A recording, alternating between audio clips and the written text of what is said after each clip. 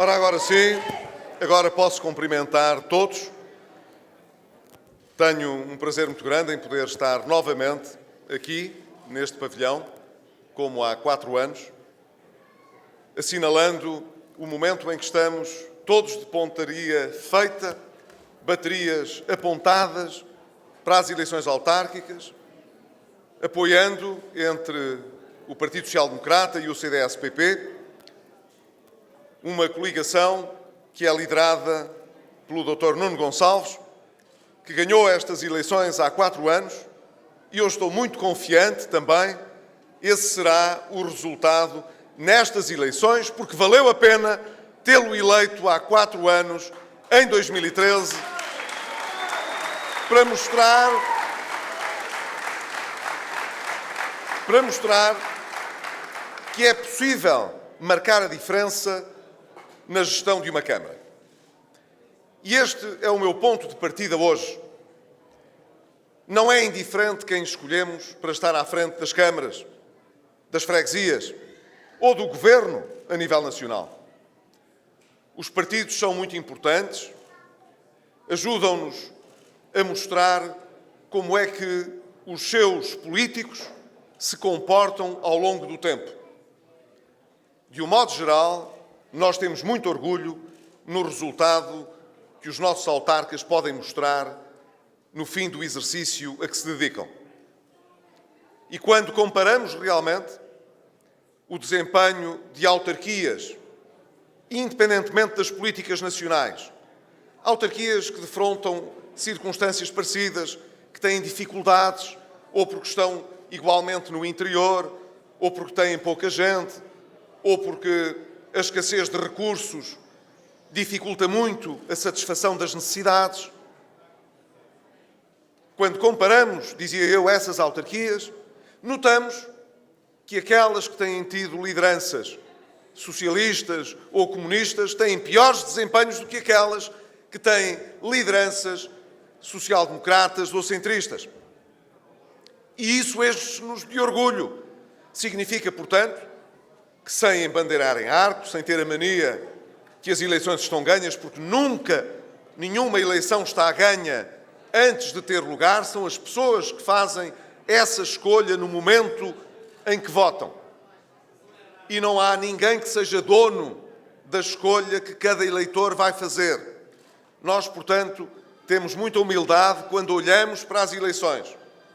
Mas isso não nos impede de ter muita confiança por saber que estamos, neste caso, a apoiar a recandidatura de alguém que provou que era capaz de fazer diferente e de fazer melhor do que durante anos foi feito aqui em Torre de Moncorvo.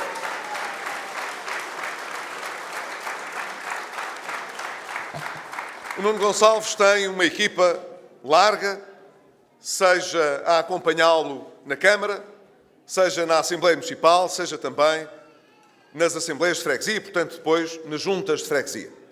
São essas equipas que hoje estão motivadas, mobilizadas, que sabem, acorrendo aqui como acorreram, que há 4 anos se fez a diferença e que agora podemos simplesmente olhar para os eleitores e dizer-lhes: aqui estamos a mostrar o que foi feito, aqui estamos convencidos de poder merecer a vossa confiança para mais 4 anos. Nuno Gonçalves, estou muito confiante de que é isso que vai acontecer. Claro, como outros aqui também já chamaram a atenção, quer o mandatário da lista, quer o secretário-geral do CDS-PP, que aqui também cumprimento de uma forma particular, é fundamental fazer tudo o que está ao nosso alcance para que a abstenção não seja grande. Claro, não vamos ao ponto que pessoas hoje no governo foram de sugerir que era melhor proibir os jogos de futebol, e foram os jogos de futebol que vieram em primeira linha à ideia, mas podiam ter dito outras coisas, que se fechasse toda a atividade cultural, ou recreativa, ou comercial, para que não houvesse abstenção. Isso é um absurdo. Não é esse o caminho, evidentemente. Mas nós temos de procurar motivar, mobilizar as pessoas que muitas vezes acham ou que não vale a pena, ou que a coisa está decidida e, portanto, se tiverem outra coisa que fazer, preferem fazê-la a ir votar. O trabalho pedagógico que numa democracia deve ser feita para mobilizar as pessoas nunca é demais. E a nossa obrigação aqui é justamente a de poder, junto de todos, mostrar o que foi feito, mostrar aquilo que é o projeto para os próximos 4 anos e pedir às pessoas que se envolvam, que se importem. O futuro da terra de cada um de nós depende das escolhas que cada um de nós faz. E encolher os ombros é sempre uma má escolha. Encolher os ombros é deixar que sejam os outros a escolher por nós. E cada um de nós devia ter a consciência suficiente para escolher por si, e é agregando essas escolhas que nós sabemos o que é que em democracia é a escolha maioritária, é o sentido geral que se quer seguir para o futuro. Nuno, espero que aqui também, em Torre de Moncorvo, haja um trabalho grande para mobilizar as pessoas para o voto. E se ele acontecer, esses virão com certeza votar com a mesma confiança que hoje eu e o secretário-geral do CDS aqui vemos patente nos que acudiram a esta reunião e que nós próprios quisemos trazer aqui e testemunhar com o nosso apoio a confiança de que valeu a pena e de que vai continuar a valer a pena.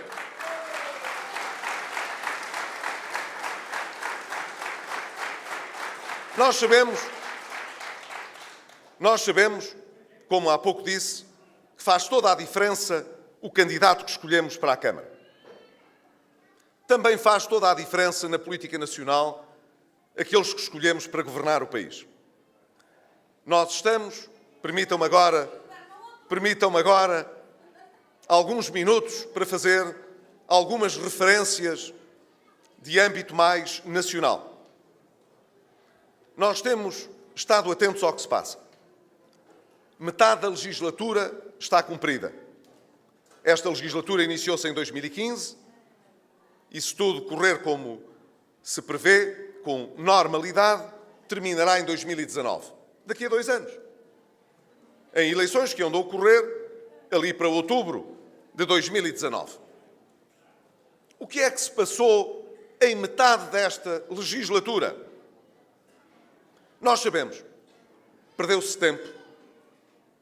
E perdeu-se tempo naquilo que era importante fazer. Se tivesse perdido tempo com as coisas menos positivas, agora, perder tempo nas coisas que são importantes é mau, porque o tempo não anda para trás. Hoje é muito claro que nós desperdiçámos, durante mais de um ano, o dinheiro mais barato que vinha da Europa. É verdade. A seguir a termos saído do governo com o CDS em 2015, o que aconteceu foi que todos os países, praticamente da zona euro, passaram a ter dinheiro mais barato, juros mais baixos. Isso foi importante para as suas economias, para ajudar a pagar as suas dívidas. Dinheiro barato é sempre melhor do que dinheiro caro. E o que se passou em Portugal é que, contramão, o dinheiro tornou-se mais caro do que na maioria dos países europeus que têm o euro.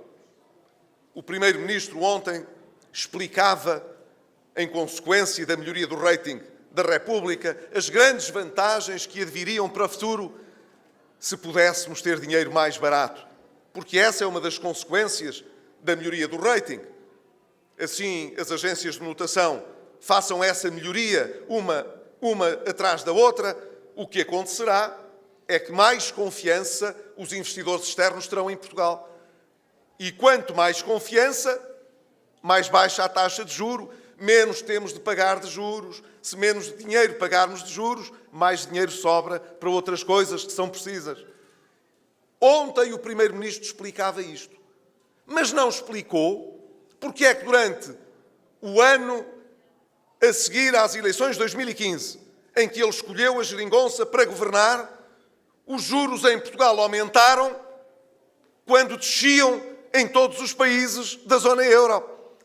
Quanto é que nós perdemos na poupança desses juros que os outros países aproveitaram e que nós desperdiçamos? Porque é que demoramos quase 2 anos a ter uma política que convencesse as pessoas de que também era possível a Portugal retomar o caminho que vinha de trás para poder ter dinheiro mais barato? Esta foi a prova provada de que perdemos tempo.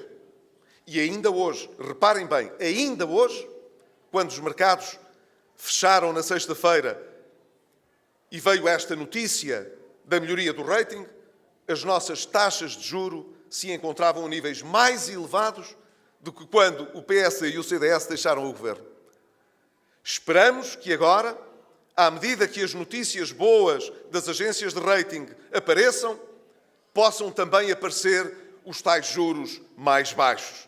Mas o tempo que nós perdemos, o dinheiro que nós desperdiçamos, o que deixamos de fazer, porque apenas o Dr. António Costa quis construir uma geringonça com o Partido Comunista e com o Bloco de Esquerda para poder chegar ao governo.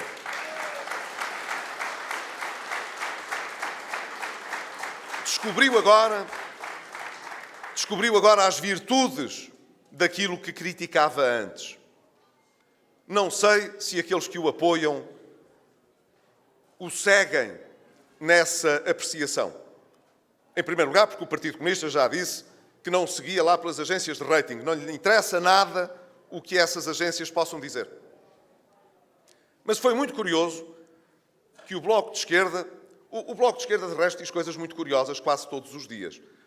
É uma fonte de animação política durante esta campanha. Primeiro, começou por dizer, achei isso uma pérola, repito hoje, que as agências de rating, neste caso a Standard & Poor's, tinha melhorado o rating porque o governo fez o contrário do que eles achavam que se devia fazer. Entra pelos olhos dentro, não é?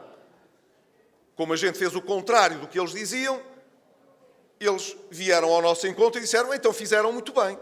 Assim é que é bom. O que é que disse agora a coordenadora do Bloco de Esquerda à entrevista do Primeiro-Ministro sobre a importância de haver equilíbrio orçamental e de se prosseguir um orçamento que mantivesse a necessidade de baixar o déficit e a dívida? Disse esta coisa muito significativa, que se estivesse no lugar do Primeiro-Ministro, como ele sugeria, teria feito muito mais do que ele. Isto porque o Primeiro-Ministro tinha dito que quer o líder do PCP, quer o líder do Bloco de Esquerda, se estivessem no lugar dele, teriam feito o que ele fez. E disse a deputada Catarina Martins, ficou a faltar investimento em tanta coisa. E, de facto, gastámos menos do que poderíamos ter gasto nos setores essenciais. E as contas da execução orçamental mostram. Quer dizer, os partidos da geringonça não concordam com o Primeiro-Ministro. O Primeiro-Ministro descobriu agora que é preciso refriar uma certa euforia das boas contas, das boas notícias, de tudo isso. O Bloco de Esquerda acha que não. Acha que ficou muito por fazer e que se podia ter feito muito mais. O Bloco de Esquerda, enquanto o PS e o CDS andavam a denunciar no Parlamento que só se tinha chegado àquele resultado do déficit, justamente porque se cortaram nestes investimentos, cortou-se na despesa em setores essenciais. Isto era o que a gente dizia, chamava a atenção. O Bloco de Esquerda e o Partido Comunista diziam que nós estávamos ressabiados e que, portanto, como a política era boa, a nossa é que era má, nós só apontávamos o dedo e criticávamos. Afinal, o Bloco de Esquerda vem dizer que nós tínhamos razão. Nós tínhamos razão. Mas eu gostaria de chamar a atenção ao seguinte. Na verdade, se o Ministro das Finanças e o Primeiro-Ministro tivessem gasto mais no investimento em setores essenciais e tivessem, do ponto de vista da saúde, da educação, de muitos outros setores, não só travado o investimento como travado a despesa corrente, o que teria acontecido era que o déficit do Estado teria sido maior E se tivesse sido maior, nós não íamos ter juros mais baixos, nem déficit mais baixo, portanto, nem a notação da SP a melhorar e por aí fora. Quer dizer, demorou 2 anos, de uma assentada, a que o primeiro-ministro António Costa desmentisse as críticas que se faziam ao governo do PSD e do CDS quando tomaram medidas difíceis para pôr a nossa economia nos carris. Afinal, eles não tinham razão e hoje percebem que não tinham razão. Mas há outra coisa que se prova. É que não vale a pena andar 2 anos a dissimular e a esconder. A dissimular e a esconder o custo de se chegar a um resultado do déficit importante. A realidade sempre acaba por se impor. Que ironia! Quando o Dr. Cavaco Silva disse exatamente isto no princípio deste mês, em Castelo de Vide, toda a gente da geringonça lhe caiu em cima, por ele ter chamado a atenção que justamente a realidade sempre derrota a ideologia, e acrescento eu, e a retórica enganosa.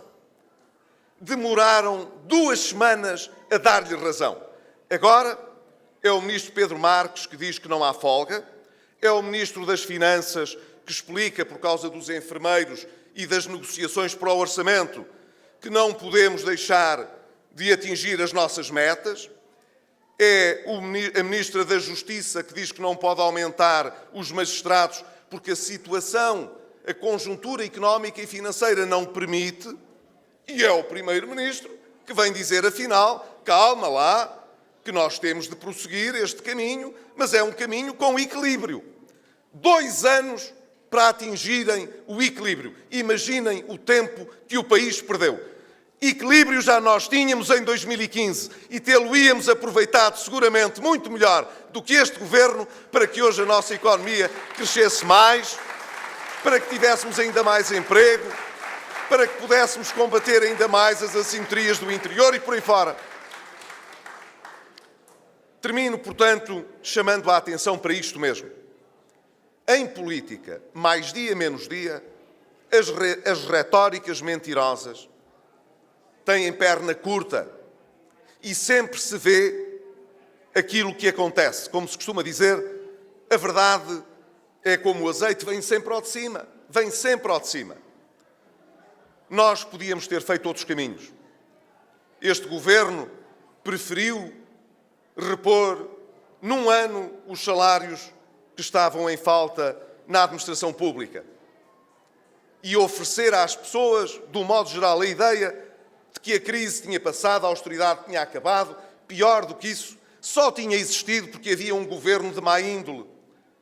Tivessem os socialistas governado na nossa vez e não tinha havido crise nenhuma. Se calhar, nem teria havido pré-bancarrota. Se calhar, o engenheiro Sócrates nem nunca foi primeiro-ministro. Se calhar, em 2005, a dívida pública portuguesa nem era de perto de menos de 80% do PIB, 67%. Agora, o ministro Centeno resolveu dizer, cuidado,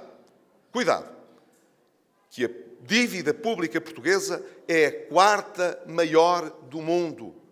Ah, é? Explique lá ao Sr. Ministro Centeno. É a 4ª maior do mundo? Como é que se chegou à 4ª maior dívida do mundo? Quem é que fez essa dívida? Quem é que durante 2005 e 2011 duplicou a dívida externa do país, se não os socialistas que hoje se lamentam dessa dívida?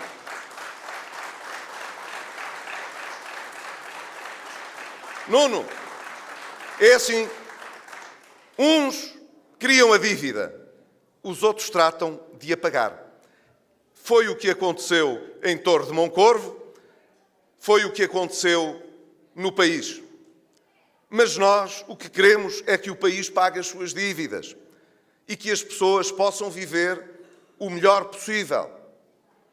Ter um Serviço Nacional de Saúde que funcione e onde não se corte no investimento além daquilo que é estritamente necessário. e hoje corta-se muito mais do que se cortava há uns anos atrás. E o mesmo na educação, e o mesmo no apoio social. É isso que nós queremos. E é isso que nós trataremos, nos 2 anos que faltam da legislatura, defender aos olhos dos portugueses. Expor a conversa, a retórica falsa que é alimentada todos os dias com mesquinhez por parte da geringonça. E dizer aos portugueses que não desistimos de Portugal, como não desistimos de Torre de Moncorvo. Nós cá estaremos para mostrar que se pode fazer melhor, que se pode viver melhor, desde que não se andem a criar retóricas mentirosas e a criar nas pessoas a falsa ideia de que tudo está resolvido. Nós sabemos que é sempre possível, com algum esforço, construir um futuro melhor. E é esse futuro que nós queremos. Não é administrar o presente e viver para o curto prazo. É ter a ambição de olhar para o futuro com objetivos que sejam a apontar para cima, mas com os pés assentes na terra. Nuno Gonçalves, sempre com os pés assentes na terra, grande campanha e eu espero um bom resultado para Torre de Moncorvo e para Portugal. Um abraço.